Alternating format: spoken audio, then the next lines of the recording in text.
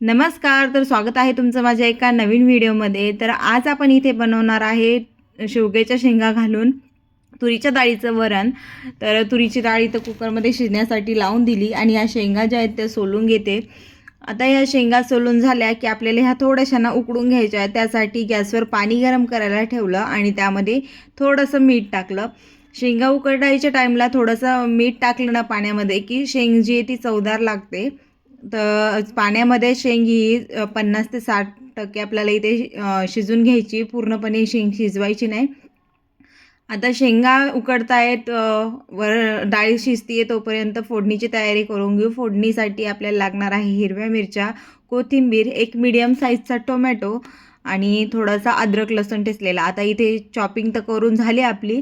राहिला होता अद्रक लसूण ठेचायचा, तो पण अद्रक लसूण जो आहे तो ठेचून घेतला आणि लगेच शेंगा बघितल्या शिजल्या आहे का. तर जसं आपल्याला लागत होतं म्हणजे अर्धवट कच्च्या शेंगा त्या रेडी आहे आपल्या. परातीत काढून घेतल्या.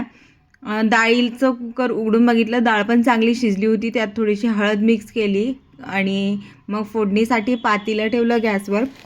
आता फोडणीसाठी 2 पळ्या तेल घातलं, त्यामध्ये जिरे मोहरी घातली. जिरे मोहरी छान तडतडली की चिरून घेतलेली हिरवी मिरची घालायची. हिरवी मिरची छान तळून घ्यायची या तेलामध्ये. हिरवी मिरची चांगली तळल्या गेली की मग यात ठेचलेला आलं लसूण घालायचा. आलं आणि लसूण पण 1 मिनिटभर तेलामध्ये परतून घ्यायचा आणि त्यानंतर यामध्ये आपण जो टोमॅटो चिरून घेतला होता तो घालायचा. अगदी साधं सिंपल हे डाळीचं वरण बनून तयार होतं आणि चवीला एकदम भन्नाट लागतं. एकदा नक्की तुम्ही ट्राय करा, तुमच्या घरात पण सगळ्यांना आवडेल. आता 1 चमचा तर्हीचं लाल तिखट इथे वापरलेलं आहे. ते पण मिनिटभर तेलात परतून घेतल्यानंतर उकडून घेतलेल्या शेवग्याच्या शेंगा घालायच्या. तेलामध्ये छान त्याला फ्राय करून घ्यायच्या, परतून घ्यायच्या आणि नंतर मग शिजून घेतलेली जी डाळ आहे आपण ती यात सोडून द्यायची.